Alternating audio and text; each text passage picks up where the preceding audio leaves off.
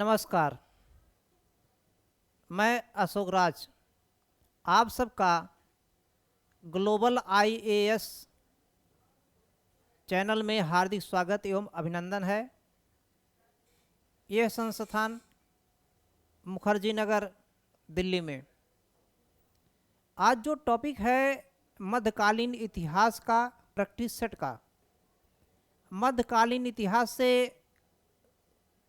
ये UPSC prelims के साथ साथ यूपीपीसीएस, बीपीएससी या समीक्षा अधिकारी या अन्य एग्जामों में भी प्रश्न हूबहू मिलने की संभावना है।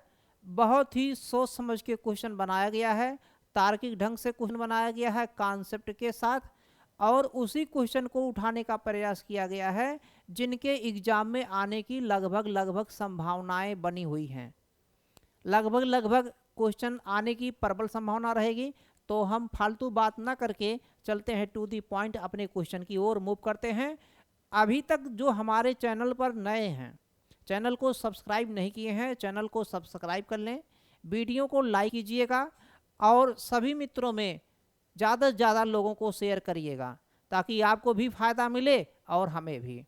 आगे हम चलते हैं। क्वेश्चन देखिए नंबर 1 क्वेश्चन क्या कहता है। क्वेश्चन नंबर 1 क्या कहता है, पहले नंबर पे हम चलते हैं। क्वेश्चन नंबर 1 पे हम देखते हैं क्या दिया गया है। इसमें लिखा है तालुकादार कौन था, कौन थे। ये तालुकादार कौन थे, इस पे क्वेश्चन मार्क लगा है। और यही इतना बात नहीं, ये प्रश्न पूछा भी गया है कई एग्जामों में, पीसीएस के एग्जामों में, समीक्षा अधिकारी के, और यूपीएससी में भी पहले पूछा गया है और अभी भी इसके पूछे जाने की संभावना है। ए ऑप्शन कहता है एक छोटा किसान, बी कहता है एक बड़ा किसान, एक बड़ा जमींदार, सी कहता है एक धार्मिक जो धार्मिक स्थलों की व्यवस्था करता था, और डी कहता है जो लोगों से जजिया कर वसूलता था। तो फटाफट आंसर पे बताएंगे कौन, कमेंट करके कौन सा आंसर होगा। तो देखिए जो तालुकादार होता था भैया, ये क्या होता था, एक बड़ा जमींदार होता था। जो एक बड़े जमींदार होते थे, काफ़ी ज़्यादा, जिनके पास कर वसूलने का, राजस्व वसूलने का, दीवानी का, अनेक प्रकार के सैनिक भी होते थे, उनको भी जमींदार कहते थे। बड़े जमींदारों को किस नाम से जाना जाता था, तालुकादार के नाम से। ये आधुनिक भारत के शुरुआत में और मध्यकालीन के अंत में आपको देखने को मिलेगा ज़्यादा से ज़्यादा, और ख़ास करके अंग्रेजों के भी समय में दिखेगा तालुकादार।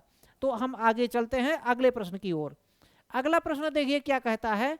प्रश्न नंबर 2, क्वेश्चन नंबर जो 2 लिखा गया है, 2 क्वेश्चन नंबर पे देखेंगे उत्तरकालीन मुगल काल। तो यहाँ पे प्रश्न जो दिया गया है मुगल काल का दिया गया प्रश्न है।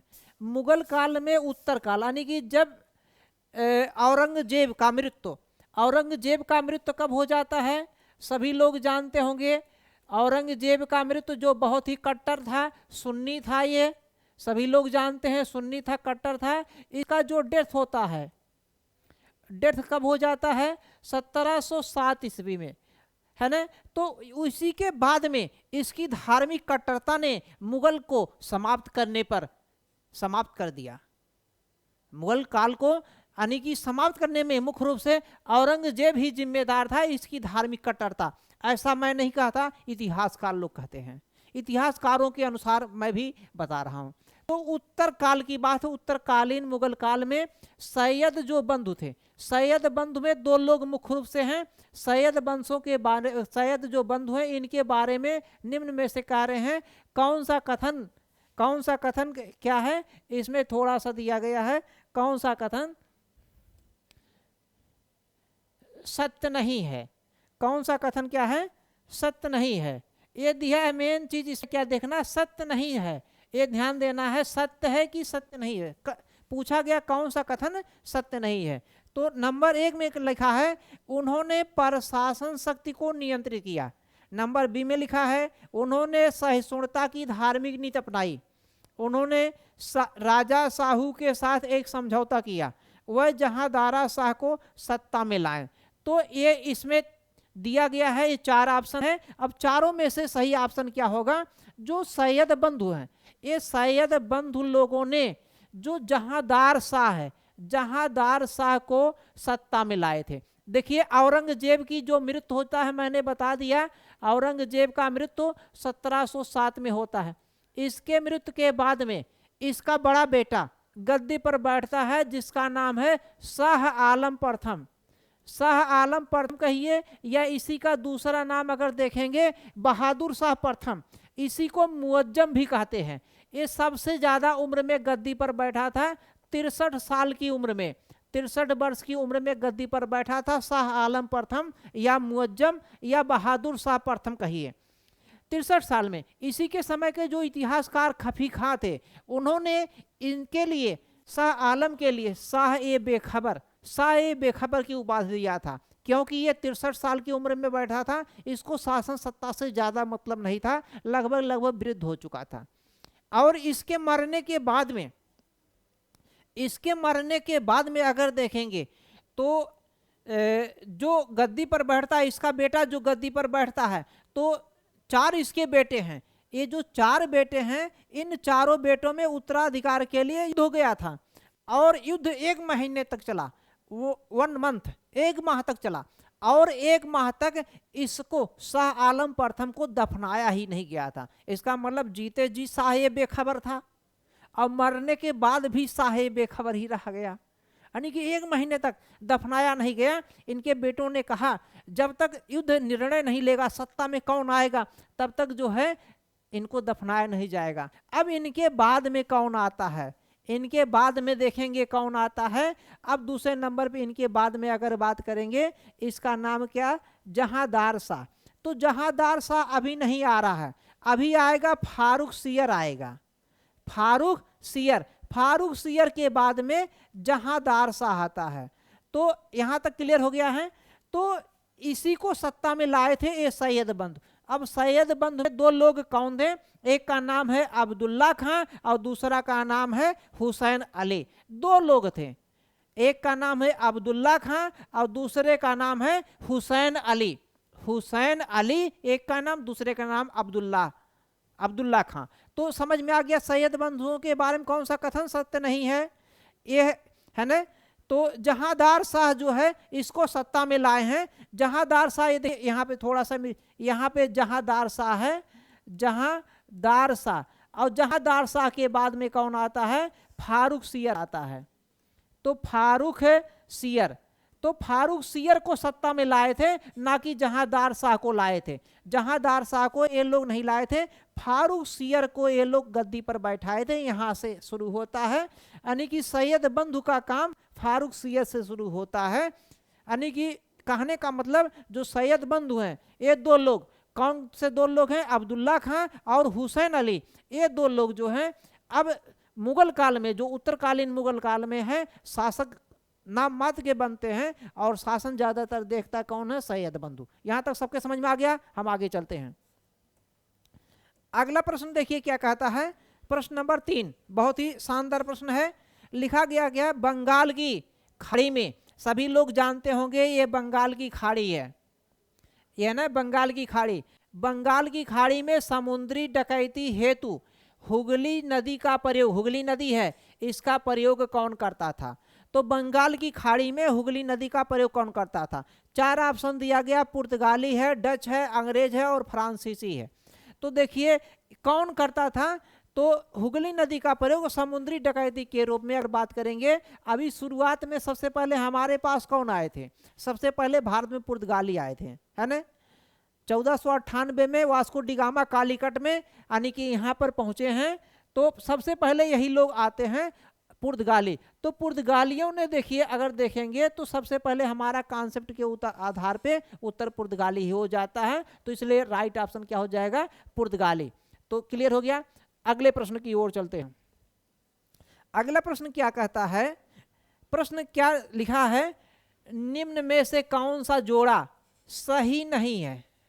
जोड़ा सही नहीं है, नॉट बता रहा, यानी कि इज नॉट कंपेयर मैचेज्ड, यानी कि मैच नहीं कि कौन सा जोड़ा कर रहा है। तो पहले नंबर पे लिखा है बक्सर का युद्ध। अब देखिए बक्सर का युद्ध जो लिखा है, बक्सर का युद्ध क्या लिखा है, मीर जाफर और किसके बीच हुआ है, कलाऊ के बीच, मीर जाफर और कलाऊ के बीच। वांडीवास का युद्ध फ्रांसीसी और किसके बीच? ईस्ट इंडिया कंपनी के बीच हुआ है, ईस्ट इंडिया कंपनी के बीच। चिलियावाड़ा का युद्ध डलहौजी और मराठा के बीच, और खरदा का युद्ध निजाम और ईस्ट इंडिया कंपनी के बीच। ये 4 ऑप्शन लिखा गया है। अब इन 4 ऑप्शनों में से कौन सा युद्ध जो है सही सुमेलित नहीं है। यहां तक क्लियर हो गया? तो देखिए, जो इसमें ऑप्शन आपका बांडीवास का युद्ध है, आपके नंबर बी वाला अगर ऑप्शन देखेंगे, बांडीवास का युद्ध अगर देखेंगे तो फ्रांसीसी और ईस्ट इंडिया कंपनी के बीच में होता है कि नहीं? फ्रांसीसी और ईस्ट इंडिया कंपनी के बीच में होता है ना? इसमें देखेंगे अगर फ्रांसीसी की तरफ हैं, कौन से हैं नेतृत्व कर रहे हैं? काउंट डी लाली हैं। और ईस्ट इंडिया कंपनी की तरफ से कौन है? आयरकूट हैं। यहाँ तक क्लियर हो गया? कौन सा जोड़ा जो है इस तरीके के दिखा रहे हैं, फ्रांसीसी हैं और ईस्ट इंडिया कंपनी। आगे हम चलते हैं। अगला प्रश्न देखिए क्या कहता है। प्रश्न नंबर आपका 5 नंबर पे, क्वेश्चन नंबर 5 पे है। लिखा गया है बक्सर का युद्ध जो हुआ 1764 में हुआ है, इसमें कौन से मित्र थे?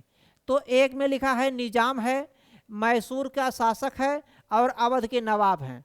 फिर उसके बाद लिखा है निजाम है, बंगाल के नवाब हैं और अवध के नवाब हैं। डी में लिखा है, फिर सी में लिखा है अवध का नवाब, मुगल शासक। इस तरीके के 4 ऑप्शन इसमें दिए गए हैं। तो इसमें सही आंसर आपको बताना है क्या हो जाएगा, सही ऑप्शन क्या हो जाएगा। तो इसमें जो देख रहे हैं डी 5 नंबर पे अवध का नवाब, तो अवध का नवाब एक साथ में मुगल सम्राट भी थे और इनके साथ में बंगाल के जो नवाब हैं, ये 3 लोग एक साइड में थे और दूसरे तरफ में कौन थे? अंग्रेज थे। अंग्रेज विजयी होते हैं और ये जो तीनों लोग हैं, मुगल सम्राट, बंगाल के नवाब, अवध के जो शासक हैं, नवाब हैं, ये तीनों लोग क्या हो जाते हैं? हार जाते हैं, पराजित हो जाते हैं। ये मित्र लोग थे। यहाँ तक क्लियर हो गया है? ये बहुत ही आसान प्रश्न था। आगे चलते हैं, अगला प्रश्न की ओर देखते हैं। क्वेश्चन नंबर जो 6 लिखा गया है, लिखा कौन सा जोड़ा सही सुमेलित नहीं है? कौन सा जोड़ा सही सुमेलित नहीं है? हेक्टर जो मुनरो है, मुनरो बक्सर के युद्ध से संबंधित। फिर लिखा है लॉर्ड हेस्टिंग्स से नेपाल युद्ध है। फिर उसके बाद लॉर्ड बेलेजली है, चतुर्थ में है। फिर लॉर्ड कॉर्नवालिस है, तृतीय के में है। तो इसमें इस तरीके का दिया गया है, 4 ऑप्शन दिया गया है क्वेश्चन नंबर 6 में। अब इसमें देखिए जो तीसरे जो इसमें दिया गया आंग्ल मराठा युद्ध, आंग्ल मराठा युद्ध देख रहे हैं। तो जो तीसरा आंग्ल मराठा युद्ध देख रहे हैं, ये यानी कि लॉर्ड कॉर्नवालिस लिखा है। तो लॉर्ड कॉर्नवालिस के समय की बात ये नहीं है, बल्कि किसके समय की बात है? लॉर्ड हेस्टिंग्स के समय की बात है। तो लॉर्ड हेस्टिंग्स के समय की बात है। तो यह जोड़ा जो है इसलिए सुमेलित नहीं है, सुमेलित पूछा गया है, इसलिए हमारा ऑप्शन क्या हो जाएगा? ऑप्शन हो जाएगा D. D is the right option. यहां तक क्लियर हो गया है? आगे हम चलते हैं। अगला प्रश्न देखिए क्या कहता है।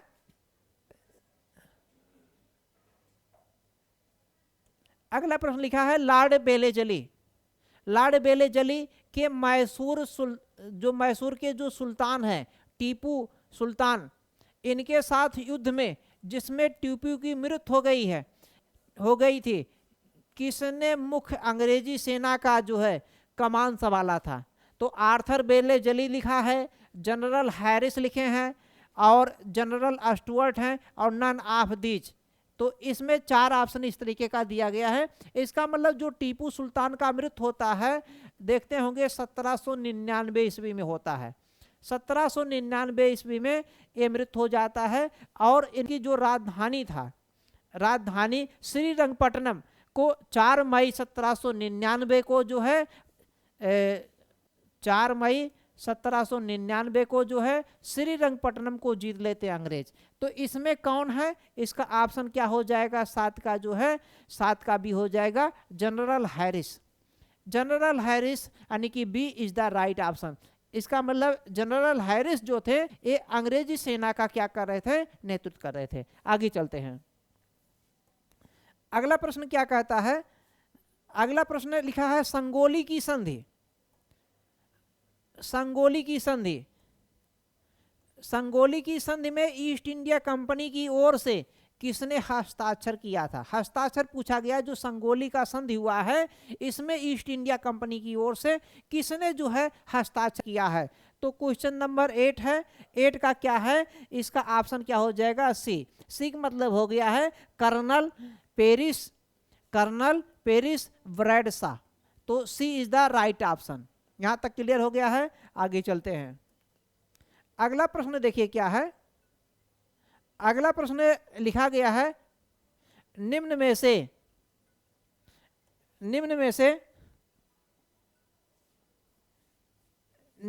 से कौन सा जोड़ा सही सुमेलित नहीं? यहां भी सुमेलित का बात है। कौन सा जोड़ा सही सुमेलित नहीं है?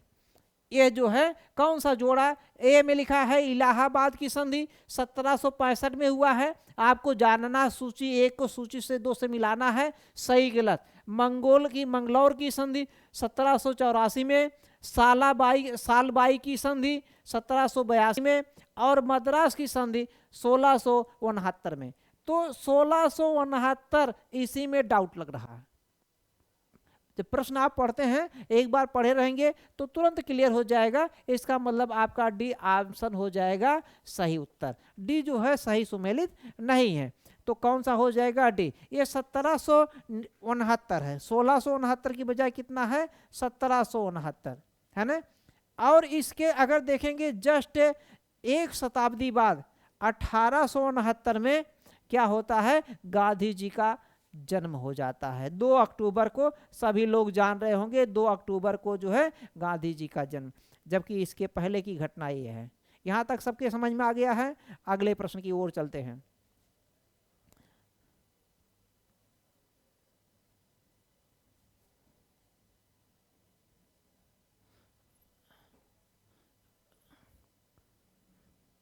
अगला प्रश्न देखिए क्या कहता है। क्वेश्चन नंबर अगर हम 8-10 की बात करते हैं, लिखा है 8वीं शताब्दी के उत्तरार्ध में। 8वीं शताब्दी का उत्तरार्ध का मतलब समझ लीजिए 1701 से लेकर 1800 तक का जो समय होता है ये क्या कहलाता है? 18वीं शताब्दी। 18वीं शताब्दी कहिए या सती कहिए या सदी कह सकते हैं या शताब्दी कह सकते हैं, बातें की है। अब इसका जो शुरुआत का चरण होगा पूर्वार्ध होगा, जो बीच वाला होगा मध्य होगा, जो अंतिम होगा लगभग मान के चलिए 1775 से या 80 से इर्द गिर्द में 1800 तक का जो समय है उत्तरार्ध होगा। इसके उत्तरार्ध में किसने पराया? ये क्या कहा है? कंपनी बहादुर की शानो शौकत का अस्थाई प्रतिनिधित्व कहा है। किसने कहा है? यानी कि किसे कहा जाता था जो शानो शौकत जीता था? देखिए नाम से स्पष्ट है। ए में लिखा है कोतवाल, बी में लिखा है दरोगा, सी में लिखा है अमला और डी में लिखा है जमींदार। शानो शौकत की जिंदगी ऐसे कॉन्सेप्ट पकड़ लीजिए। नहीं यदि आ रहा है एग्जाम में रिस्क, यदि नहीं क्वेश्चन आ रहा है तो रिस्क उठा सकते हैं। देखिए कोतवाल, दरोगा, ज्यादातर शानो शौकत ज्यादातर फेमस कौन इसमें रहता है? तो दरोगा। तो दरोगा जो है एक मतलब पद का नाम था उस समय कंपनी में, उसको बहादुर की शान और शौकत का स्थानीय प्रतिनिधि के रूप में चुना जाता था। तो ये दरोगा यहाँ पे आप समझ जाइए। पढ़े हैं जो वो जान रहे हैं, जो नहीं पढ़े वो भी समझने की कोशिश करें।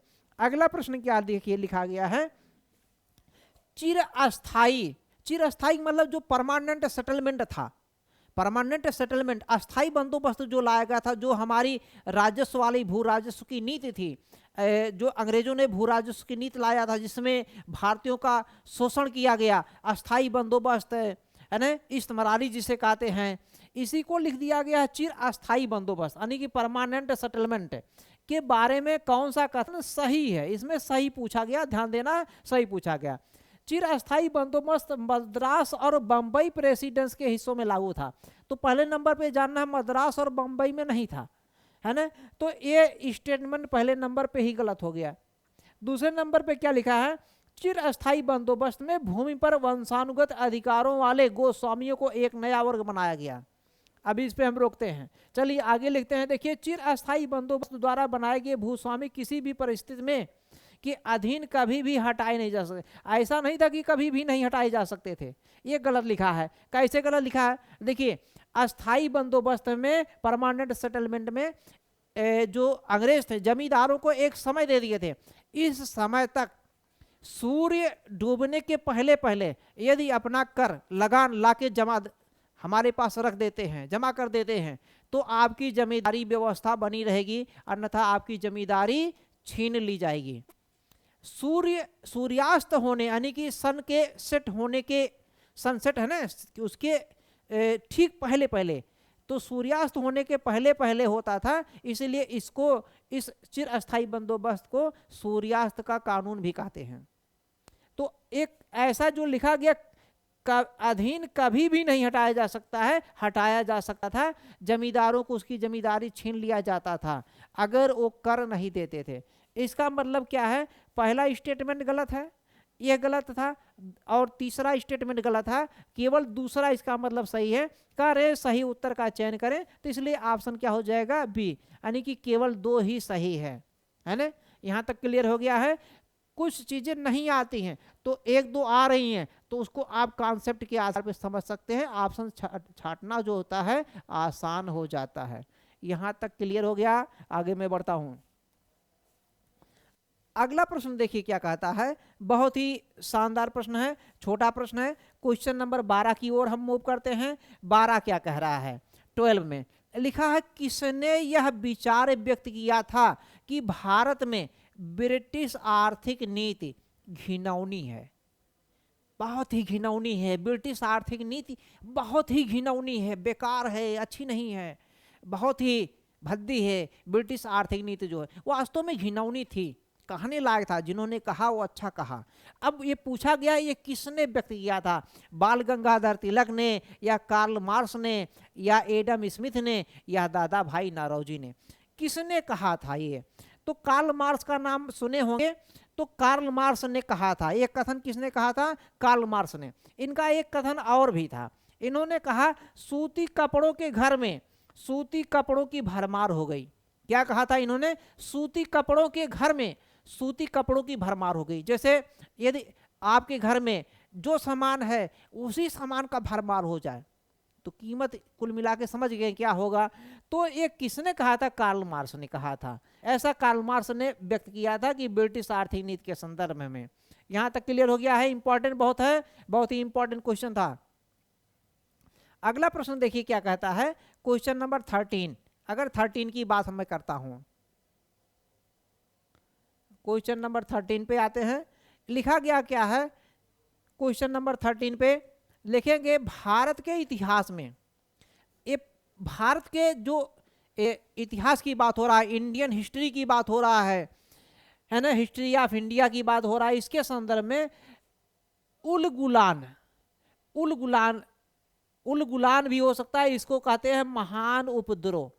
ये निम्न में से किस घटना का जो है विवरण देती है? देखिए, उल गुलान जो था, जो मुंडा विद्रोह हुआ था, मुंडा विद्रोह एक विशेष विद्रोह जो हुआ था, महान विद्रोह जिसे कहते हैं। बिरसा मुंडा जो आए हैं बाद में, है ना, 1895 में होता है। 1895 से शुरू होता है, 1900 तक चलता है। 1900 में देखेंगे अंग्रेजों ने इनको गिरफ्तार भी कर लिया है। बाद में 1900 में ही इनकी कालरा के कारण, हैजा के कारण, हैजा हिंदी शब्द है, इंग्लिश कालरा है, इसके कारण जो है इनका मृत्यु हो गया है ना।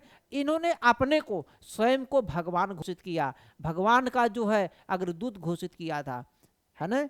और ये कौन से क्षेत्र से हुआ था? खूंटी, है ना, खूंटकट्टी है, खूंटकट्टी।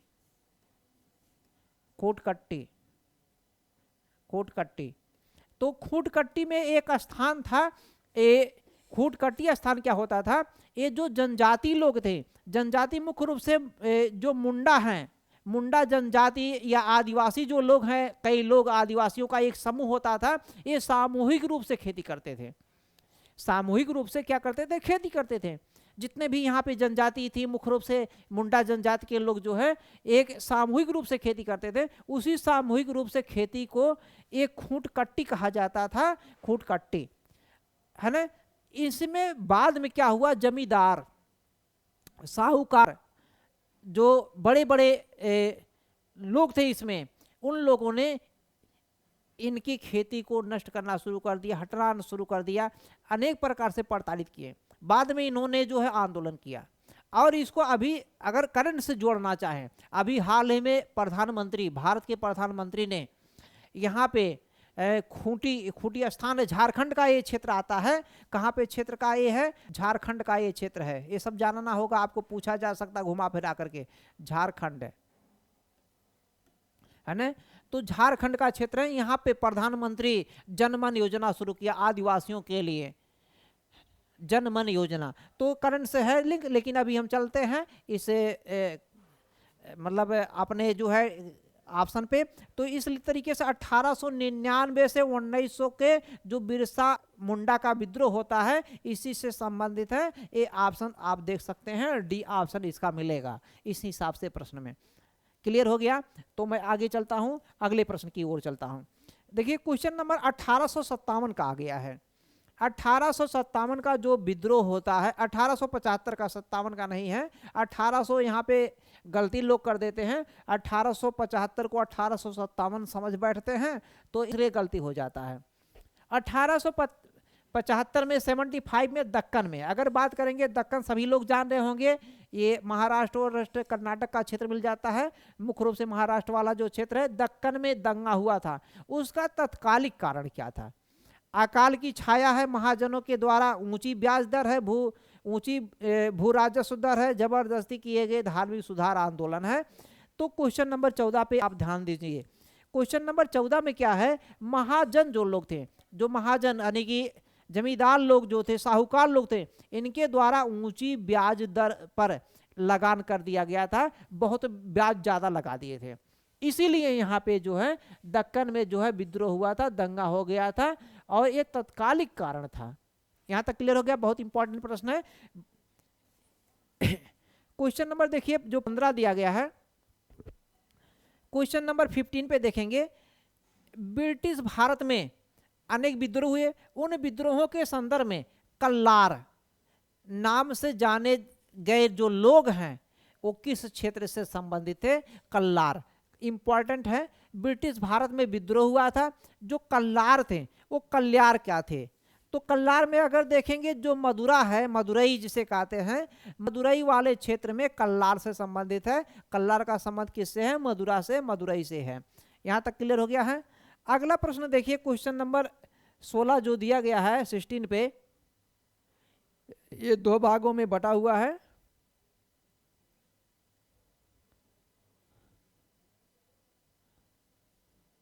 क्वेश्चन नंबर 16 पे देखेंगे, लिखा गया है 1857 का जो विद्रोह हुआ था, इस विद्रोह की सर्वप्रथम घटना के बारे में कौन सा कथन सत्य है? 1857 के विद्रोह की घटना को उठाया गया है। लिखा है यह मेरठ में घटी, यह मेरठ में घटी जब दो सिपाहियों ने एक घनिष्ठ अधिकारी की राइफल चुराई। तो ये तो एकदम से गलत है, ये बात सभी जानते होंगे। दूसरे नंबर पे लिखा गया है इसकी शुरुआत तब हुई जब झांसी की रानी ने ब्रिटिश से युद्ध की घोषणा की। तो सही है कि गलत है? इससे मतलब भी नहीं है। आगे लिखा गया इसकी शुरुआत तब हुई जब मंगल पांडे ने मेरठ में एक यूरोपीय अधिकारी को गोली मार दी। तो मेरठ से संबंधित नहीं है। इसकी शुरुआत तब हुई जब मंगल पांडे ने बैरकपुर में यूरोपीय अधिकारी पर गोली चला दी। इसका मतलब ये बैरकपुर का कथन सही है, क्योंकि मंगल पांडे किस छावनी में थे? मंगल पांडे बैरकपुर छावनी के थे। बैरकपुर के कौन से रेजिमेंट के थे? 34वीं रेजिमेंट के थे, है ना। और मंगल पांडे का अगर बात करेंगे तो ये बलिया के निवासी थे। मूल रूप से कहाँ के निवासी थे? बलिया के। और ये बलिया कहाँ पर लगता है? उत्तर प्रदेश का है जिला। पूरब में आपको मिलेगा उत्तर प्रदेश का सबसे पूर्वी जिला है बलिया। बलिया आगे डांग जाएंगे तो बिहार में छपरा मिल सकता है, छपरा। तो बलिया के मूल रूप से निवासी थे उत्तर प्रदेश के, लेकिन ये कहाँ पे थे? बैरकपुर। और बैरकपुर इस समय कहाँ पे आता है? कोलकाता में 34वीं रेजिमेंट। तो इसका उत्तर क्या हो जाएगा? तो 4 में अब देखेंगे केवल जो बी लिखा, केवल बी यानी कि 4 जो लिखा है, इसलिए आप ऑप्शन क्या हो जाएगा आपका B. B is the right option. यहां तक क्लियर हो गया, सबके समझ में आ गया होगा। आगे मैं चलता हूं। अगला प्रश्न देखेंगे क्या है। क्वेश्चन नंबर 17 की अगर हम बात करते हैं, क्वेश्चन नंबर 16 क्या लिखा, 1857 के संग्राम में निम्नलिखित केंद्रों में से सबसे पहले अंग्रेजों ने पुनः किसे अधिकृत किया। यानी कि 1857 का विद्रोह हुआ, ये उत्तर प्रदेश से संबंधित प्रश्न है, मुख्य रूप से यूपी का ही जगह है। तो सबसे पहले किसको अधिकृत किया अंग्रेजों ने। ए में लिखा है झांसी, दिल्ली, मेरठ, कानपुर। तो एकदम आसान प्रश्न है, क्वेश्चन नंबर 17 बहुत ही आसान प्रश्न है। तो सबसे पहले देखिए राजधानी जो होगा, मेन राजधानी, उसी को अधिकृत करना ज्यादा उचित समझा जाएगा। तो इसलिए राजधानी कौन था, दिल्ली। दिल्ली को सबसे पहले इन लोगों ने अधिकृत कर लिया है 1857 में। सबसे पहले इन चारों ऑप्शनों में से कोई भी ऑप्शन देखेंगे, सबसे पहले अंग्रेजों ने दिल्ली को ही अधिकृत किया था। अब दिल्ली की अगर बात करेंगे, यहाँ पे दिल्ली के बाद में लखनऊ को, दिल्ली को 10 मई 1857 को, इसके बाद लखनऊ को 4 जून को किए हैं, फिर कानपुर को 5 जून को, फिर झांसी को 5 जून को ही थोड़ा बाद में किए हैं, फिर इलाहाबाद जो अब प्रयागराज के नाम से 6 जून को, फिर उसके बाद बरेली को। इस तरीके से एक क्रमबद्ध में ये लोग अपना जो है हड़प यानी कि अधिकृत करते चले गए। यहाँ तक क्लियर हो गया। क्वेश्चन नंबर देखिए यहीं पे 18 आपको मिलेगा। क्वेश्चन नंबर 18 क्या कहता है, निम्न में से कौन सा जोड़ा सही सुमेलित नहीं है। नहीं शब्द लिखा है। जो बी.डी. सावरकर थे, बी.डी. सावरकर लिखा गया है the Indian war of independence यानी कि पुस्तक का नाम दिया गया। C.R. जो मजूमदार हैं, the sepoy mutiny and revolt of 1857। Radha Kamal Mukherjee, Awadh in revolt 1857-1558। SD. जो है इंडियन म्यूटी, और इसका मतलब बी चौधरी जो है। इस तरीके के 4 ऑप्शन दिया गया है, यानी कि इसका मतलब जो पुस्तक लिखा गया है पुस्तक से संबंधित है, किसने कौन सा पुस्तक लिखा है। तो यहाँ तक क्लियर हो गया है। तो क्वेश्चन नंबर 18 हमारे सामने क्या है, तो देखेंगे अवध जो है, अवध इन रिवोल्ट, ये पुस्तक जो लिखा गया है रुद्रांशु मुखर्जी द्वारा लिखा गया है। किसके द्वारा लिखा गया है, अवध इन रिवोल्ट जो है ये पुस्तक राधा कमल मुखर्जी ना होकर के किसके द्वारा लिखा गया है, रुद्रांशु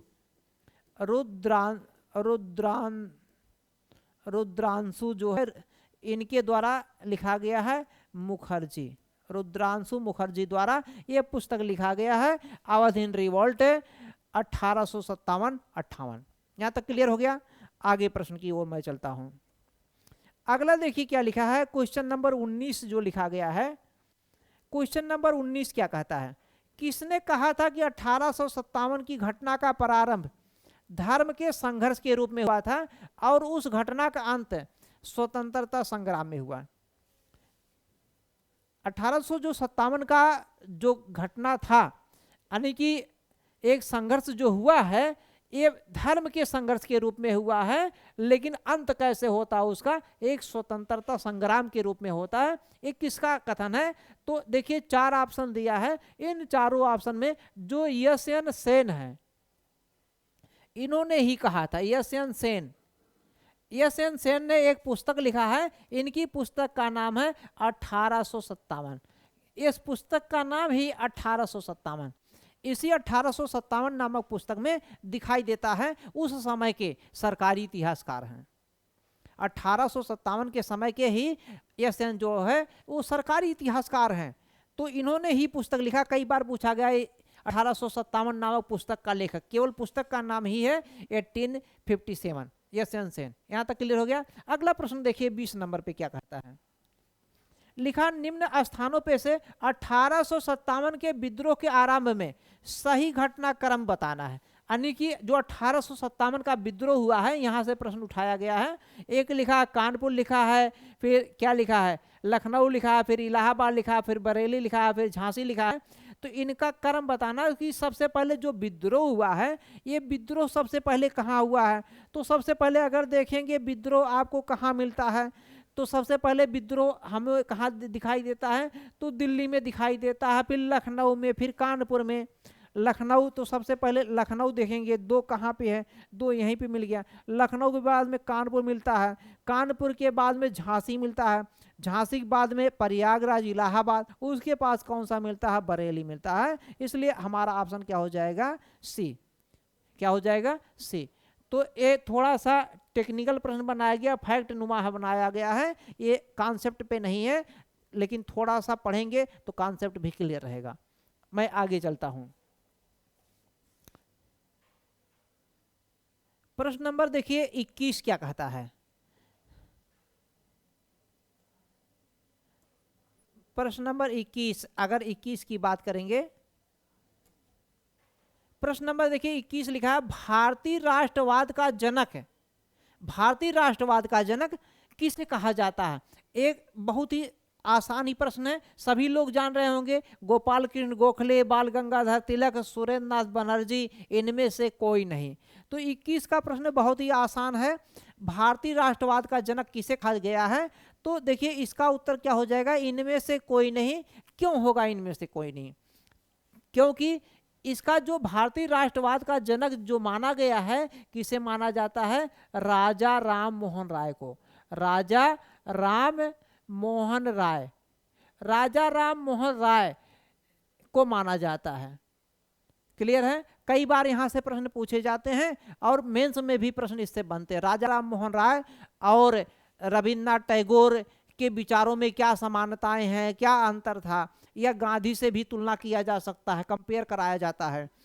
तो राजा राम मोहन राय जो है, इन्हें भारतीय राष्ट्रवाद का जनक कहा जाता है। और राजा राम मोहन राय को भारतीय राष्ट्रवाद का जनक कहिए या पैगंबर कहिए, या कह सकते हैं आधुनिक भारत का पिता भी कहते हैं, या भारतीय जागृत का जनक भी कहते हैं, या भारतीय पुनर्जागरण का पिता कहते हैं, या भारतीय पुनर्जागरण आंदोलन के पिता, या आधुनिक युग आधुनिक पुरुष भी कहते हैं, आधुनिक पुरुष भी इन्हें कहते हैं। तो कई नामों से इन्हें जाना जाता है, आधुनिक पुरुष, आधुनिक महान पुरुष, या नवजागरण के पिता, बहुत सी चीज जाना जाता है।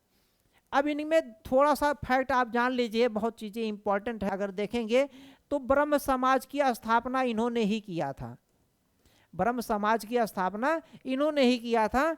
कमेंट करके जरूर बताएंगे ब्रह्म समाज की स्थापना राजा राम मोहन राय ने कब किया था, 1828 में या 1829 में, ब्रह्म समाज की स्थापना।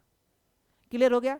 अब इन्हीं के प्रयास से अगर देखेंगे, इन्हीं के प्रयास से सबसे पहले सती प्रथा को भी समाप्त किया गया, सती प्रथा पर प्रतिबंधित किया गया। वो भी जो सती प्रथा पर सबसे पहले प्रतिबंध लगा था, क्या पूरे भारत में लगा था या केवल बंगाल में ही लगा था, बंगाल और बिहार में। तो सबसे पहले बंगाल में, उसके बाद बिहार में, बंगाल बिहार कुल मिलाकर के लगा। पहले बंगाल बिहार में लगने के बाद में ये 29 में सती प्रथा पर प्रतिबंध लगा है, 1829 में। कब लगा है, पूरा डेट 4 दिसंबर है, 4 दिसंबर से प्रभावी हो जाता है, पूछा जाता कभी कभी 4 दिसंबर 1829। इसका मतलब जो ब्रह्म समाज सती प्रथा क्या नाम, जो ब्रह्म समाज है, ये 1828 है ना। तो यहाँ तक क्लियर हो गया। अब दूसरी चीज, इनको राजा राम में राजा थे कि नहीं थे, राजा थे कि नहीं थे, ये राजा नहीं थे, राजा इनको उपाधि मिला था। मुगल एक बादशाह था, उस बादशाह का नाम था अकबर द्वितीय। इसके पहले एक अकबर और आ चुके थे, जिन्हें हम लोग अकबर महान के नाम से जानते, जो मेन अकबर थे। ये दूसरे नंबर के अकबर आए हैं। अंग्रेजों के संरक्षण में सबसे पहले अगर कोई बना है तो राजा यही बना है, अंग्रेजों के संरक्षण में बने थे राजा, यानी कि मुगल बादशाह जो बने हैं, अंग्रेजों के संरक्षण में बनने वाले बादशाह कौन बने हैं, यही अकबर द्वितीय। इनको अंग्रेजों ने पहले बनाया राजा, लेकिन बाद में धीरे धीरे इनकी शक्ति सब छीन लिया, इनको पेंशन देना शुरू कर दिया, और पेंशन देने के बाद में भी पेंशन हटा दिया। और जब पेंशन हटा दिया तो इन्होंने, अकबर द्वितीय ने राम मोहन राय के पास गए, चूंकि राम मोहन राय उस समय प्रसिद्ध वकील थे। तो इनको जो है राम मोहन राय को राजा की उपाधि देकर कि ए मेरे राजा, आप जो है मेरे राजा हैं, आप जाइए हमारा पैरवी कीजिए। तो गए पैरवी करने के लिए, कहाँ पे, लंदन में गए।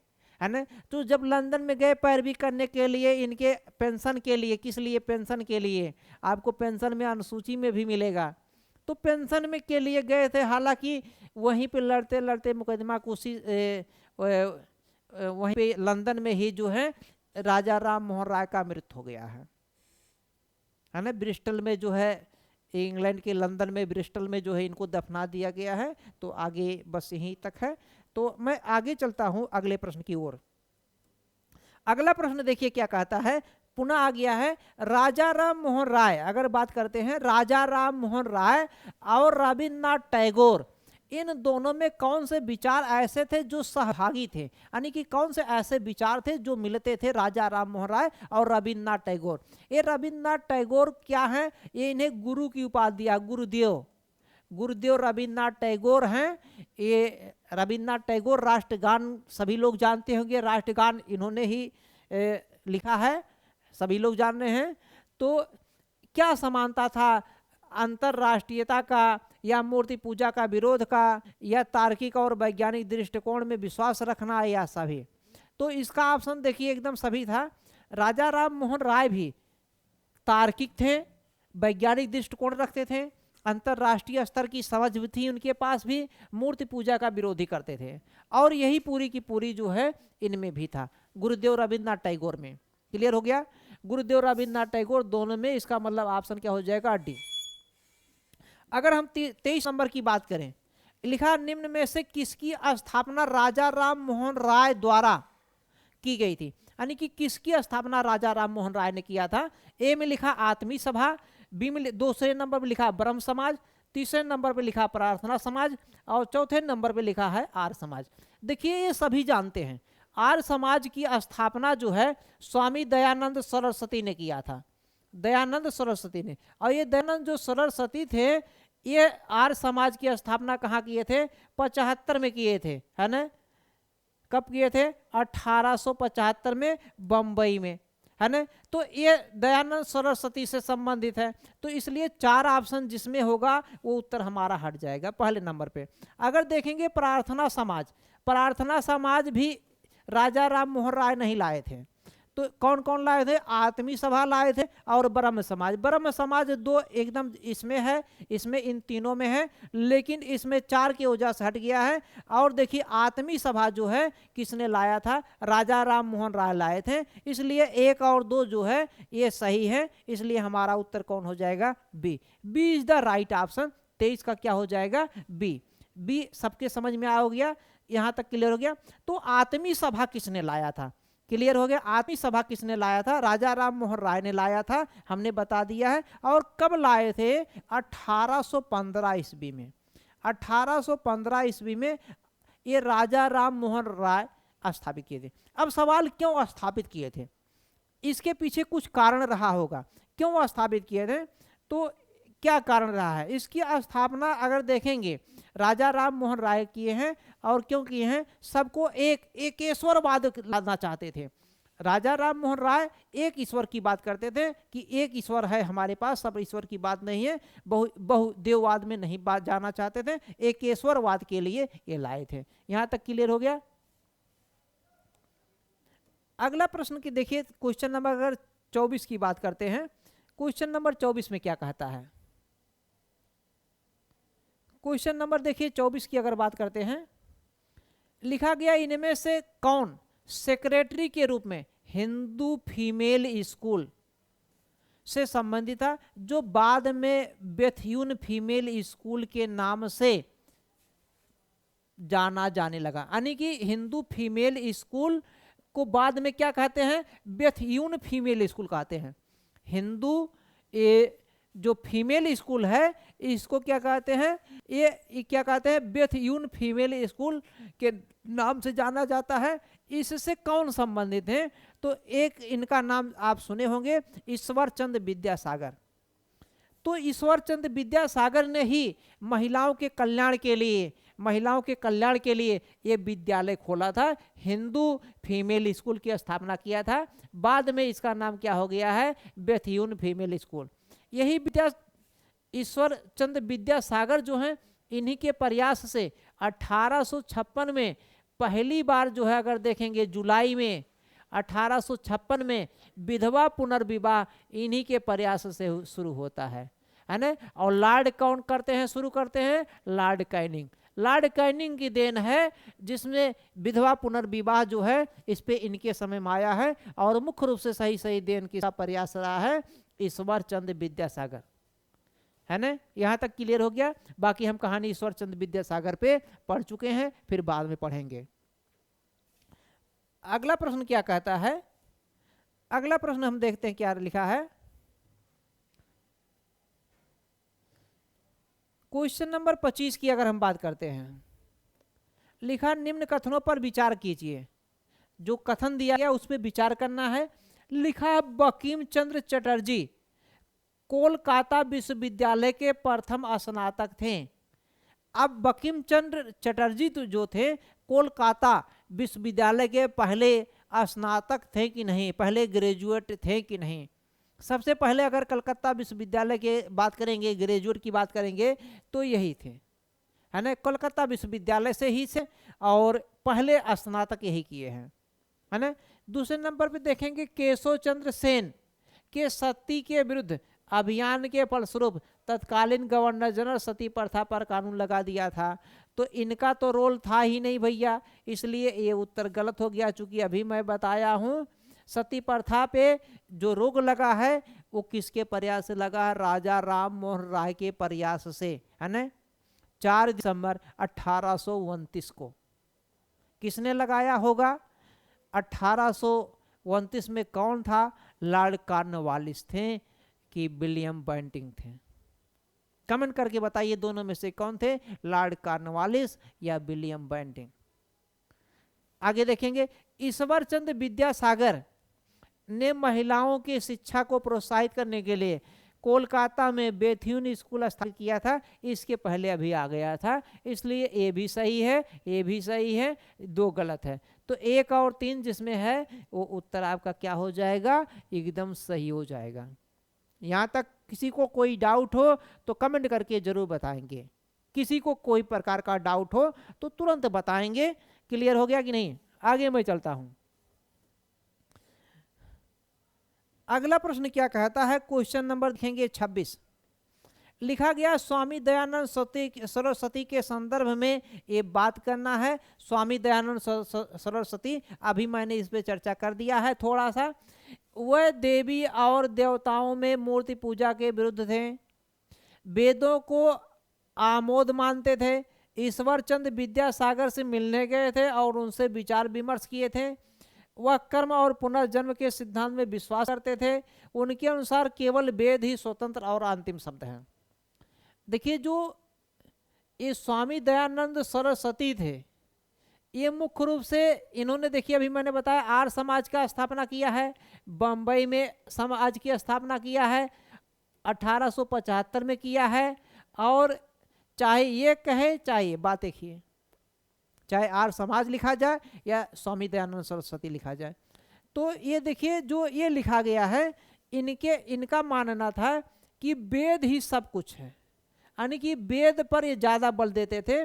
और इनका एक नारा था वेदों की ओर लौटो, वेदों की ओर लौटो इनका नारा था, वेद मेन था। तो इनका क्या था, ये कर्म और पुनर्जन्म के सिद्धांत में विश्वास रखते थे, है ना। ये भी सही है। ईश्वर चंद्र विद्यासागर से मिलने भी गए थे, विचार भी किए थे, वेदों को आमोद मानते थे, मूर्ति पूजा के विरुद्ध थे। इसका मतलब कितने ऑप्शन इसके जो हैं सही लग रहे हैं। क्वेश्चन नंबर 26 के अगर देखेंगे कितने ऑप्शन सब सही हैं, क्वेश्चन जो है इसका मतलब सभी सब सही है। इसका मतलब क्या हो जाएगा, सब सही हो जाएगा। वेद को ही अंतिम मानते थे, ये भी सही हमने बता ही दिया है। वेदों की ओर लौटो, वेदों को ज्यादा जोर देते थे। यहां तक क्लियर हो गया। अगला प्रश्न देखते हैं, अगला प्रश्न क्या कहता है।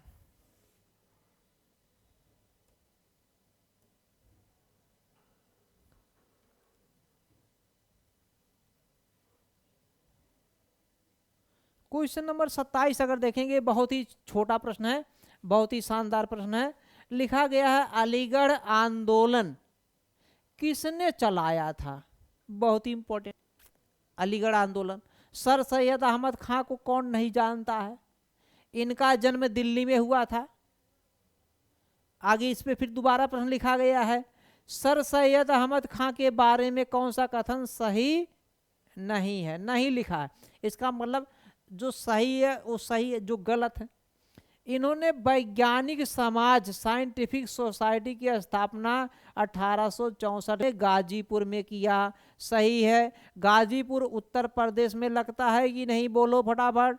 उत्तर प्रदेश का जिला है। गाजीपुर में अफीम की खेती है, और गाजीपुर में जो लॉर्ड कॉर्नवालिस थे वहीं पे मर गए थे। लॉर्ड कॉर्नवालिस को गाजीपुर में ही दफनाया गया है। इसका मतलब लॉर्ड कॉर्नवालिस का मकबरा कहाँ है, या जो है उनका कब्र कहाँ है, तो गाजीपुर में ही है। यहाँ तक क्लियर हो गया कि नहीं? तो एक स्टेटमेंट ये सही है। ये वैज्ञानिक जो है समाज देखना चाहते थे, साइंटिफिक सोसाइटी लाए थे, और ये ज़्यादातर क्या करते थे, ये जो शिक्षा लाना चाहते थे मुस्लिम महिलाओं पर, मुस्लिम व्यक्तियों को ज़्यादा शिक्षित करना चाहते थे। क्यों ऐसा करना चाहते थे? क्योंकि उन दिनों अगर देखेंगे मुसलमानों में, मुस्लिम में शिक्षा का काफ़ी ज़्यादा अभाव था, इसलिए ज़्यादा से ज़्यादा शिक्षित करना चाहते थे, और अंग्रेज़ों के प्रति वफादार बने रहना चाहते थे। पश्चिमी संस्कृति को, पश्चिमी सभ्यता को ज़्यादा अपनाने की कोशिश करते थे। उन्होंने कुरान पर टीका भी लिखा है, ये भी सही है, और विज्ञान को बढ़ावा दिया, ये भी सही है, ये भी सही है। आगे लिखा है वह हिंदू और मुसलमान दोनों को समान रूप से शिक्षा देना चाहते थे, ये गलत है। हिंदू ज़्यादा उस समय पढ़े थे, मुसलमान कम पढ़े थे। आज की अगर बात करेंगे, आज लगभग शिक्षा में लगभग सभी समानता की ओर जा रहे हैं, लेकिन सबसे ज़्यादा अगर बात करेंगे शिक्षा में आगे अगर कोई है तो जैन है। पूछा गया प्रश्न है, इनका जन्म 1817 में दिल्ली में सैयद परिवार में हुआ था, ये भी सही है। तो इसलिए ऑप्शन क्या हो जाएगा, इसलिए हमारा उत्तर हो जाएगा सी हो जाएगा, क्योंकि पूछा गया कौन सा सही नहीं है। यहां तक क्लियर हो गया? अगले चलता हूं मैं। अगला प्रश्न देखेंगे, अगर क्वेश्चन नंबर 29 की बात करते हैं। क्वेश्चन नंबर 29 क्या लिखा है, निम्न कथनों पर विचार करें, लिखा है साइंटिफिक सोसाइटी ऑफ बंगाल की स्थापना विलियम जोन्स ने 1784 में कोलकाता में किया था, एकदम सही बात है। साइंटिफिक सोसाइटी ऑफ बंगाल की स्थापना विलियम जोन्स ने 1784 में कलकत्ता में किया था, एकदम सही है। एशियाटिक सोसाइटी ऑफ बंगाल की स्थापना गवर्नर जनरल वारेन हेस्टिंग्स की महती भूमिका थी। तो एशियाटिक सोसाइटी ऑफ बंगाल की स्थापना में अगर बात करेंगे तो इसमें गवर्नर जो जनरल वारेन हेस्टिंग्स कह रहे हैं इनकी महती भूमिका थी, ये भी एकदम सही है। इसका मतलब दोनों हमारा ऑप्शन क्या हो जाएगा, सी इज द राइट ऑप्शन, दोनों सही है। तो एशियाटिक सोसाइटी ऑफ बंगाल, इसकी स्थापना में गवर्नर जनरल वारेन हेस्टिंग्स ने महती भूमिका निभाया था, एकदम जान जाइएगा, समझ जाइएगा। अगला प्रश्न क्या कहता है, देखिए अगला प्रश्न क्वेश्चन नंबर 30 की अगर हम बात करते हैं, क्वेश्चन नंबर अगर हम 30 की बात करते हैं, 30 की बात करते हैं, तो इसमें देखिए क्या लिखा है, लिखा गया है क्या, वुड डिस्पैच। इसका मतलब देखिए सभी लोग सुने होंगे, वुड डिस्पैच जो था शिक्षा से संबंधित था। वुड डिस्पैच के बारे में कौन सा कथन सत्य है, सत्य की बात करना है। ये चार्ल्स वुड जो थे, ये ब्रिटिश ईस्ट इंडिया कंपनी जो थी, British east India company, east India company, इसके जो है बोर्ड ऑफ कंट्रोल के क्या थे, चेयरमैन थे, अध्यक्ष थे, ये एकदम सही है। Charles Wood British east India company के बोर्ड ऑफ कंट्रोल के अध्यक्ष थे, ये बात एकदम सही है। और लिखा है इसे भारत का मैग्ना कार्टा कहा जाता है, यानी कि भारत का अधिकार पत्र कहा जाता है। देखिए अगर शिक्षा मिल गया है, शिक्षा मिलने से सबको अधिकार मिल जाता है, शिक्षा होने से जागरूकता फैलती है। आज की अगर बात करें, इन प्रेजेंट टाइम में कम्युनिकेशन के दौर में अगर बात करेंगे, तो इसमें ज़्यादा से ज़्यादा जो है सोशल मीडिया भी आ गई है, एक्टिव है, ज़्यादा से ज़्यादा लोगों में जागरूकता बढ़ा है। सिविल सर्विस के पढ़ाई के मामले में या अन्य वैकेंसियों के मामले में ज़्यादा से ज़्यादा जागरूकता बढ़ा है। तो ये जो है चूंकि वुड डिस्पैच जो है शिक्षा से ही संबंधित था, इसे भारत का मैग्ना कार्टा कहा जाता। ये भी बात एकदम सही लिखा गया है।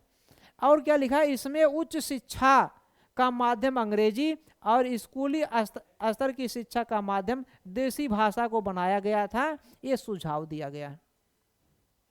देखिए इसमें ये भी बात सही लिखा, जो वुड डिस्पैच था इसमें ये बताया गया था जो स्कूली शिक्षा, स्कूली शिक्षा मतलब जो प्राथमिक स्तर की बात है जो शिक्षा है या जो मिडिल स्तर की शिक्षा, ये देसी भाषाओं में, देसी भाषा मतलब जो उनका मातृ लैंग्वेज है, जो उनकी अपनी भाषा, जिस भाषा में स्टूडेंट विद्यार्थी समझ सके, उसमें उसको शिक्षा दिया जाए। लेकिन जब वो उच्च शिक्षा में जाएगा तो उसको इंग्लिश में शिक्षित किया जाए ताकि वो ज़्यादा से ज़्यादा जो है विश्व स्तर की ज्ञान हासिल कर सके। तो ये भी बात एकदम सही लिखा गया है। सी नंबर पे भी बात सही लिखा, बी भी सही लिखा है और ए भी सही लिखा। आगे लिखा है इसके तहत मुंबई, कोलकाता और मद्रास में विश्वविद्यालय स्थापित किए गए, ये भी सही है। क्लियर हो गया। तो ये भी जो है मुंबई में यानी कि विश्वविद्यालय स्थापित हुए हैं, मुंबई, कोलकाता और मद्रास 3, लेकिन इसमें दिल्ली को नहीं जोड़िएगा, मुंबई, कोलकाता और मद्रास। इसलिए हमारा चारों ऑप्शन क्या हो जाता है, सही हो जाता है। इसलिए option B is the right option. 30 का क्या बनेगा भैया, 30 का बी बनेगा। क्लियर हो गया कि नहीं, सबके समझ में आ गया होगा। आगे मैं चलता हूं, आगे प्रश्न नंबर 31 की अगर बात करते हैं, 31 की बात करते हैं, लिखा क्या गया है, लिखा गया है निम्न में से कौन ऐसा है जो भारतीय सिविल सेवा के लिए योग्यता अर्जित करने वाला पहला भारतीय था। यानी कि सिविल सेवा जो आईसीएस की परीक्षा होती थी, सबसे पहले भारत का कौन आदमी बना था, आईसीएस है ना, पहले यही था। तो भारतीय सिविल सेवा के लिए योग्यता अर्जित किया है तो सुरेंद्र नाथ बनर्जी को जानते हैं और सत्येंद्र नाथ टैगोर को भी जानते हैं, CR दत्त को भी जानते हैं, सुभाष चंद्र बोस को भी जानते हैं। नाम इसमें थोड़ा सा आप मिस्टेक कर सकते हैं, सुरेंद्र नाथ बनर्जी और सत्येंद्र नाथ टैगोर में। सुभाष चंद्र बोस देखिए थोड़ा सा बाद में आते हैं, इसलिए सुभाष चंद्र बोस हट जाएगा, CR दास जो है अभी हट जाएंगे। तो इन दोनों में आपका क्या उत्तर है, सत्येंद्र नाथ टैगोर। ये सबसे पहले जो थे आईसीएस चुने गए थे, यानी कि सिविल सेवा में चुने गए थे। है क्लियर हो गया कि नहीं, तो ये क्लियर हो गया, कौन सा उत्तर होगा, सत्येंद्र नाथ टैगोर सबसे पहले भारतीय सिविल सेवा में आए थे। दूसरे नंबर पे अगर बात करते हैं, क्वेश्चन नंबर 32 की बात करते हैं, हिंदी का पहला समाचार पत्र ऐसा कौन था, उदत मारदंड। उदत मारदंड इसको कहते हैं the rising sun, the rising sun. The rising मतलब सूरज निकल रहा है, सूरज अभी उदय हुआ है, तो उदत मारतंड है ना। मारतंड मतलब सूरज होता है, और उसे मारतंड का सूर्य मंदिर आप सुने होंगे। मारतंड का सूर्य मंदिर कहाँ पर है, कमेंट करके जरूर बताइएगा, कहाँ पर है, जम्मू कश्मीर में है या किसी दूसरे राज्य में। क्लियर हो गया। और किसने बनवाया था, ललितादित्य ने बनवाया था कि कोई दूसरा बनवाया था, और किस लिए है, कामुकता के लिए है कि नहीं है, खजुराहो से मिलता कि नहीं, थोड़ा कमेंट करके जरूर बताइएगा। तो उदंत मारदंड जो था हिंदी के में छपने वाला जो था पहला समाचार पत्र था भारत में। इसका जो है 30 मई 1826 में प्रकाशन हुआ था। अब प्रकाशन कहाँ से हुआ था और किसने किया था, तो इसका प्रकाशन अगर देखेंगे किसने किया था, जुगल किशोर ने किया था। किसने किया था, जुगल किशोर। तो ये भी पूछा जाता है किसने किया था, जुगल किशोर ने किया था 30 मई 1826 को। ये भारत का पहला जो है हिंदी में छपने वाला, प्रकाशित होने वाला पत्र है। क्या नाम है, उदत मारतंड द राइजिंग सन। और कहाँ से प्रकाशित हुआ था, कोलकाता से। A is the right option, Kolkata से। ये सबके समझ में आ गया कि नहीं। अब एक चीज और जानना है, ये डेली नहीं छपता था, ये साप्ताहिक था, साप्ताहिक साप्ताहिक था। केवल मंगलवार को, केवल जो है मंगलवार को, मंगलवार को ही ये प्रकाशित होता था, मंगलवार को ही निकलता था। यहां तक क्लियर हो गया कि नहीं, सबके समझ में आ गया। किसी को कोई डाउट हो कमेंट करके जरूर बताएंगे। निसंदेह बिना डर के हिचक के पूछ सकते हैं। अभी तक वीडियो पर जो नए हैं, चैनल को सब्सक्राइब नहीं किए हैं, चैनल को सब्सक्राइब कर लें ताकि ज़्यादा से ज़्यादा आप वीडियो पाते रहें। चैनल को लाइक करिएगा और सभी मित्रों में शेयर करिएगा। आगे मैं चलता हूं क्वेश्चन नंबर 32 की ओर, 33 की ओर। देखिए 33 नंबर प्रश्न में क्या कहता है। प्रश्न नंबर अगर 33 की बात करते हैं तो क्या कहता है 33 प्रश्न है।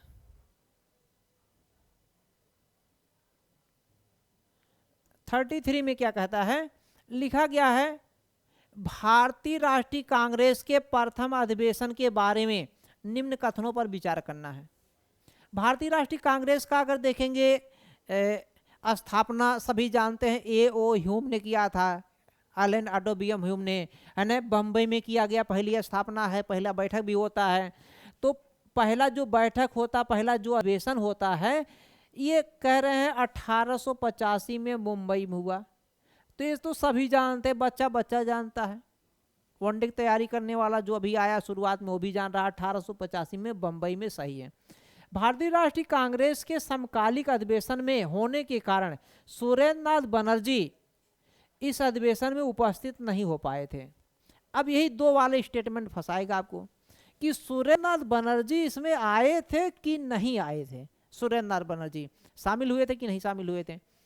अब देखिए जो सुरेंद्र नाथ बनर्जी हैं ये शामिल भैया नहीं हो पाए थे, तो इसलिए जो है ये शामिल हो पाए थे कि नहीं, शामिल नहीं हो पाए थे, इसलिए हमारा ऑप्शन क्या हो जाएगा, इसलिए क्या हो जाएगा भैया, ये 33 नंबर में अगर देखेंगे तो C is the right option हो जाएगा। अब सुरेंद्र नाथ बनर्जी की अगर बात करेंगे तो ये उसी समय अगर बात करेंगे तो ये कलकत्ता में एक दूसरा अधिवेशन हो रहा, चूंकि ये बम्बई में हुआ था, उसी समय कलकत्ता में एक दूसरा अधिवेशन हो रहा था कोलकाता में, तो कोलकाता में ये थे, कहाँ पे थे, कोलकाता में उस अधिवेशन की अध्यक्षता कर रहे थे, तो इसलिए ये उपस्थित नहीं हो पाए थे इस भारतीय राष्ट्रीय कांग्रेस में। क्लियर हो गया, ए भी सही लिखा है और ए भी सही लिखा है, इसलिए उत्तर क्या हो जाएगा, सी सही हो जाएगा। क्वेश्चन नंबर देखिए हम 34 की तरफ चलते हैं, 34। अब इसमें क्या लिखा है, किसने राष्ट्र को चतुर्मुखी कार्यक्रम, राष्ट्र को क्या है, चतुर्मुखी कार्यक्रम, राष्ट्र को चतुर्मुखी कार्यक्रम, बहिष्कार, स्वदेशी, स्वराज और राष्ट्रीय शिक्षा, यानी कि ये जो चार शब्द आया है, बहिष्कार, स्वदेशी, स्वराज और राष्ट्रीय शिक्षा, ये किसने दिया, किसने दिया होगा, दादा भाई नौरोजी, बाल गंगाधर तिलक, महात्मा गांधी, अरविंद घोष। ये चतुर्मुखी कार्यक्रम किसने दिया राष्ट्र को, राष्ट्र को किसने दिया है, तो बाल गंगाधर तिलक ने दिया है। किसने दिया है, बाल गंगाधर तिलक ने। तो बाल गंगाधर तिलक मतलब B is the right option. यहाँ तक क्लियर हो गया। अब यहीं पे आपको बताना है कि बाल गंगाधर तिलक को भारतीय अशांति का जनक कहा जाता है, किसने कहा होगा ये आप कमेंट करके बताएंगे। और कौन सा गांधी जी ऐसा आंदोलन शुरू करने जा रहे थे, जिस दिन शुरू किए थे उसी दिन गांधी जी जिस दिन शुरू किए कौन सा ऐसा आंदोलन, उसी दिन तिलक का मृत्यु हो जाता है। तो कौन सा ऐसा आंदोलन था ये कमेंट करके जरूर बताइएगा। यहाँ तक सबके समझ में आ रहा होगा। चतुर्मुखी ये जो चारों शब्द लाए हैं ये सबसे पहले किसने दिया था, बाल गंगाधर तिलक ने। यहां तक क्लियर हो गया। मैं आगे चलता हूं। प्रश्न नंबर 35 की अगर बात करते हैं, 35 की बात करते हैं, असैनिक प्रशासन 1905, असैनिक प्रशासन 1905, इसके संदर्भ में कौन सा कथन सही है, सत्य है, कौन सा कथन सत्य है। लिखा है लॉर्ड कर्जन ने प्रांतीय सीमाओं को पुनर्गठित करने का निर्णय लिया।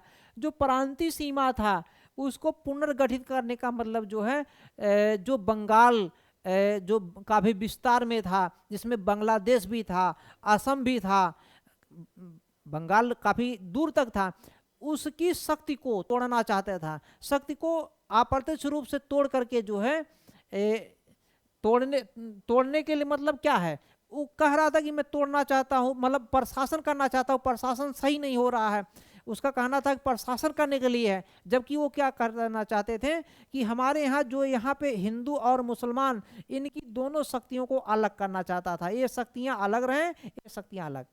जबकि सही सही क्या था, ये शक्ति अलग करना चाहता था, लेकिन कहता क्या था कि हम पुनर्गठित करना चाहते हैं, इसलिए पुनर्गठित का उत्तर इसी को माना जाएगा, जो इसमें वो बता रहा था।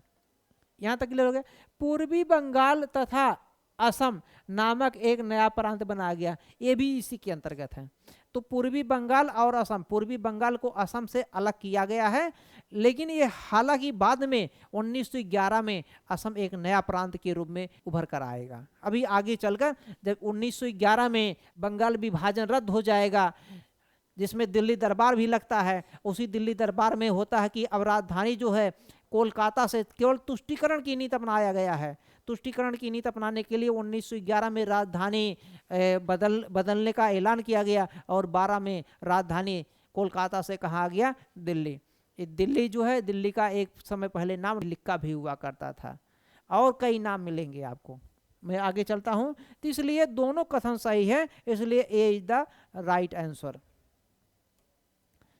आगे देखिए प्रश्न क्या कहता है। प्रश्न नंबर अगर हम 36 की बात करेंगे, लिखा क्या गया है, देखिए ध्यान से देखिएगा। क्वेश्चन नंबर 36 पे निम्न कथनों पर विचार करें। विचार क्या करना है आपको, ध्यान से कंसंट्रेट होकर के विचार करने का मतलब आप खुले ओपन माइंड से प्रश्न को पढ़िए। लिखा असम प्रांत 1911 में सृजित किया गया था। ये अभी मैंने बताया था कि बंगाल विभाजन 1905 में हुआ था, जो पुनर्गठित सीमाओं को करने की बात कहा गया था, लॉर्ड कर्जन ने कहा था। बाद में जो है इसको एक तरफ पूर्वी बंगाल रखता है और एक तरफ क्या रखता है, असम करता है। बाद में बंगाल विभाजन रद्द होता है। जब बंगाल विभाजन रद्द होता है, अंग्रेजों ने एक दूसरी चाल तुरंत चल दी। उसमें भाषा के आधार पर जो है दो नए राज्य बना दिए, एक असम बना दिया और दूसरा जो है उड़ीसा। एक असम बना दिया और दूसरा उड़ीसा, भाषा के आधार पर। जबकि मेन उसका अंदर का जो अंदर की बात था, वो हमारी शक्तियों को कुचलना चाहता था और दिखाना क्या था कि नहीं, हम इसमें प्रशासन सही सही करना चाहते हैं, प्रशासनिक दृष्टि से अच्छा कार्य करना चाहते थे। तो एक असम बना है और दूसरा उड़ीसा। तो इसका मतलब 11 में असम का जो सृजन हुआ है 11 में हुआ है, इसलिए जो है ये सही ऑप्शन लिखा है। 1874 में अगर बात करेंगे, असम के अंतर्गत 11 जिले आते हैं और जिसमें बंगाल के लेफ्टिनेंट गवर्नर में से अलग कर दिए गए हैं और एक चीफ कमिश्नरी के अधीन एक स्वतंत्र प्रशासन के रूप में स्थापित करता है। ये भी सही लिखा गया है। तो इसका मतलब दोनों सही लिखे गए हैं। इसका मतलब बी और ए दोनों सही होगा, इसलिए उत्तर क्या हो जाएगा, D. D is the right option हो जाएगा। ये सबके समझ में आ गया होगा। 36 नंबर का क्वेश्चन जो है डी, डी मतलब क्या है, दोनों सही हैं। अगला प्रश्न की ओर मैं चलता हूं। क्वेश्चन नंबर 37 क्या कहता है। 37 थोड़ा सा 2 पार्टों में टूटा हुआ है, कोई दिक्कत नहीं। देखिए लिखा गया है, महात्मा गांधी राजनीतिक जीवन की निम्न घटनाओं में जो कार्यक्रम है वो क्या था। महात्मा गांधी से संबंधित है। लिखा गया है चंपारण आंदोलन है, अहमदाबाद में हड़ताल है, खेड़ा है और असहयोग आंदोलन है। इनको क्रम से बताना है कि पहले कौन कौन सी घटना घटी है। आपको ये दिखाना है कि पहले कौन कौन सी घटना घटी है महात्मा गांधी से संबंधित ये प्रश्न है। इसका मतलब महात्मा गांधी ने पहले क्या किया है कि चंपारण आंदोलन पे शुरू आते हैं कि अहमदाबाद मिल पे आते हैं कि असहयोग पर या खेड़ा पर। अगर देखेंगे सबसे पहले आप देखते हैं गांधी जी का पहला जो शुरू कार्य होता आंदोलन में चंपारण होता है। चंपारण जो था ना 1917 में हुआ है, ये सभी जानते हैं, इसमें बताने की आवश्यकता नहीं। राजकुमार शुक्ल जो थे, कहीं कहीं राम कुमार शुक्ल लिखा है, कहीं कहीं राजकुमार। तो जो राजकुमार शुक्ल थे यहाँ के जमींदार तो नहीं थे, अमीर आदमी थे। उन्होंने गांधी जी को आमंत्रण किया था कि नहीं यहाँ पे आइए, यहाँ पे किसानों की दशा बहुत ही दयनीय है। नील की खेती जबरदस्ती कराई जाती थी यहाँ पर।